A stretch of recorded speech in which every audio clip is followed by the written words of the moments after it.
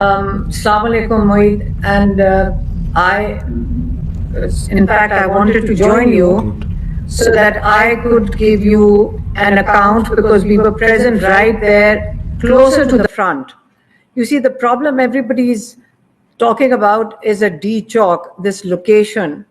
It's still a road. This is an avenue that runs to the center of Islamabad. That's the main road over there. So people, when they come for a protest, come on, next time you're going to say that you should book a space for it. There were thousands of people. I think there were over 100,000 people when they marched for a protest. And please keep in mind what the protest was for. Imran Khan had called the protest for the prisoners that are incarcerated in jail. These are political prisoners which have been incarcerated in jail, illegally incarcerated. Secondly, he said, you come for your stolen mandate, which is for democracy. And the third thing was for the rule of law, because we know that there are certain laws enforced in Pakistan, which is for the suppression of the Supreme Court. So these are, people had come for their own rights. They were demanding an end to the fascism that we've all been suffering for the past 1.5 years. My brother's in jail, my nephew's in jail. My sister and I were picked up and taken to prison for 3 weeks. So, and there are thousands of other people who've had to face really hard, it's been very, very tough. Their relatives are picked up. So if people come to protest for their rights, my niece, my sister and myself were standing right there and very close to where everything was happening. My niece, my sister's granddaughter, who's about 15, 16-year-old, she was with us. They were old people, they were women. Nobody goes with their children. Nobody goes to a protest with their children if they think you're entering an area where you are going to create a riot. It was because we went there for our rights. So while we were right there in front where you're talking about the space, they're tall buildings. So about 3:30, a lot of people brought empty shells for us and they pointed out the buildings where the firing was coming from. They said there's sniper rifles on the rooftops. And they said, it was quite shocking, I can tell you that. Now, these are not people who are protesting or breaking anything. I'm telling you, this is where we were standing. There were people sitting on the roadside. They'd been on the road for over 30 hours. So they were resting on the green belts. They were resting on the service lanes. It's a very widespread area. It's a market. So there were just people sitting on the road or standing like we were. So when you start firing, whether it's one bullet or whether it is 2 bullets, just explain why would you fire into a crowd when they are only sitting over there. It is a protest. So the crime now is that you cannot protest or ask for your rights. That is the crime that was committed that day. And you start firing into the crowd, and in the documentary, I could see they used the word afternoon. By the afternoon, there were already 12 people dead that we are claiming because they were taken to the hospital. The real operation started late at night. When we left, it was about 10 o'clock at night, 9:30, 10. And by that time, I think about 8:30, it was already pitch dark. So when this military unit moved in, that is when the real massacre occurred. So when you're counting dead bodies, I can tell you, we saw they were firing at people just standing over there. When you start firing from rooftops, you just fire into anybody. Somebody picked up a picture. You haven't seen those pictures where somebody picked up Imran Khan's portrait and he was getting he was having somebody photograph him and they shot him dead. There are accounts where a person is making his selfie and you could see that he is shot in his shoulder. We saw the wounded. I mean, I'm not talking about rubber bullets. These are like bullet wounds. And that already started at 3:30 in the afternoon. So there's a difference. I will point out, in the afternoon, there was sniper rifle. But at night, there was a proper operation. And that's when they use the bigger guns. Like these, you can hear them in the videos. There's so much evidence available of how in the pitch dark you could hear the machine. It's like machine gun fire, whatever they use, whatever automatic weapons they used. The question remains, why were people fired upon? Was it to make them create an atmosphere of fear? Let me point out that these people, when they came out, we were walking down one of the main avenues, which we call Srinagar Highway. We were with them all night. And we were in a car, but we were moving with the people. There were miles, I'm talking about miles of people walking on foot with the determination, with the jubilation. It was like, I asked some of them, what are you feeling today? They said, we feel we've come out of a very dark time of 1.5 years. And we feel, and they were waving. I can tell you, I have waved. There were policemen standing on roads and waving to us, and we waved back at them. So there was no atmosphere. The military personnel were waving when we saw some of them. So it was a deception. I'm telling you, there was no atmosphere where you could feel that you're going into a trap. And I'm telling you, that was a trap. Because otherwise, we would not take our children with us if we thought there was going to be gunfire.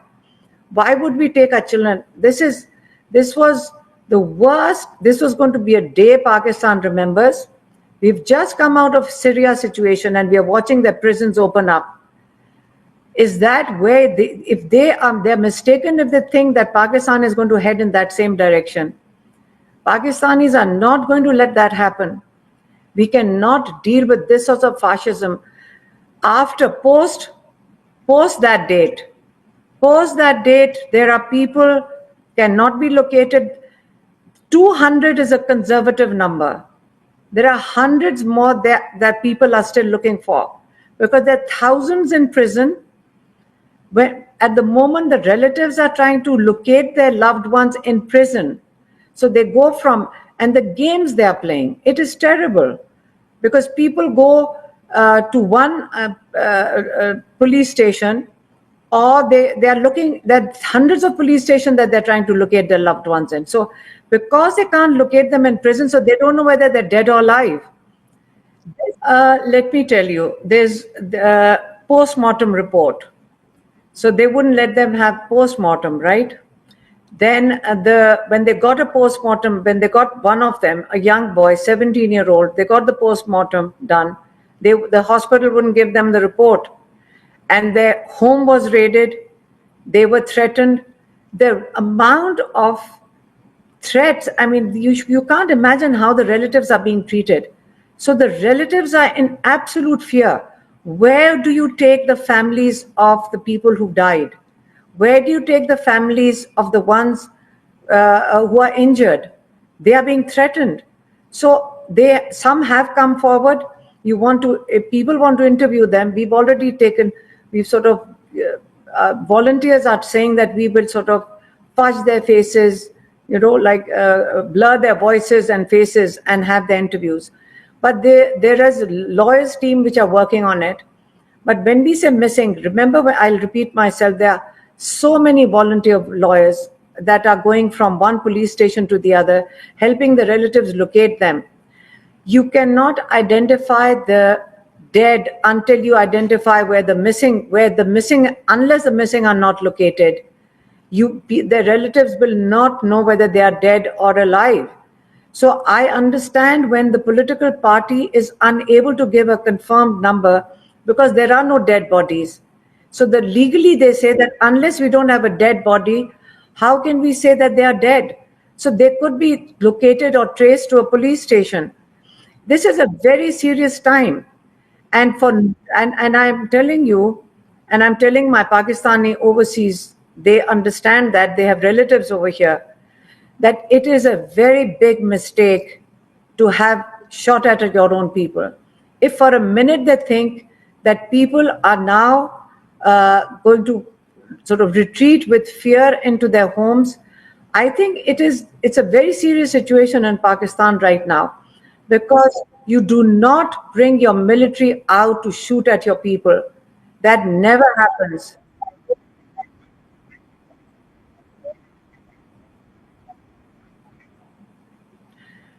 It was a peaceful protest. I keep saying we would not take a 14-year-old, 15-year-old to a protest. We were right there in the front. If you say, oh, they were about to break into what area? Were they going to break into the? There's a big distance. People come and protest over outside the White House, don't they? Outside the gate of the White House? Do you not come and protest in front of the White House? You're talking about at least a kilometer away from any of these buildings. So if you're a kilometer away, you're not even close to the building. So why were you firing at a crowd sitting in the middle of a road? And I'll tell you what happens with young people anywhere in the world. It's a universal factor. You fire tear gas and rubber bullets at them, they turn around and pick up the tear gas shells and throw it back. That becomes a game. Even I was telling them, there's a tear gas shell over there, throw it back. Because you want to save yourself from tear gas. Why not? Why are you throwing tear gas at me in the first place? Apart from that, a game of tear gas is understood. But when you put people, snipers on top of a building, that's a crime.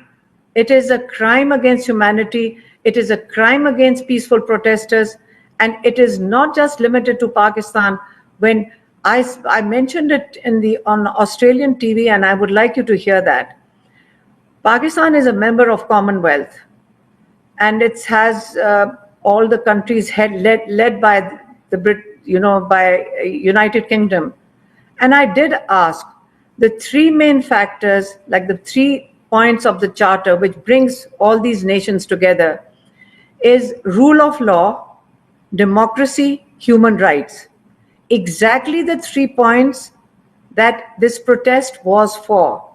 So when we are demanding or protesting for these 3 points, for human rights, for rule of law, and for democracy, why would we be fired at? Why were we shot at?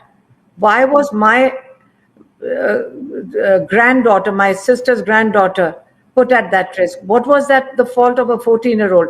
There were so many children there. There were so many older people over there. So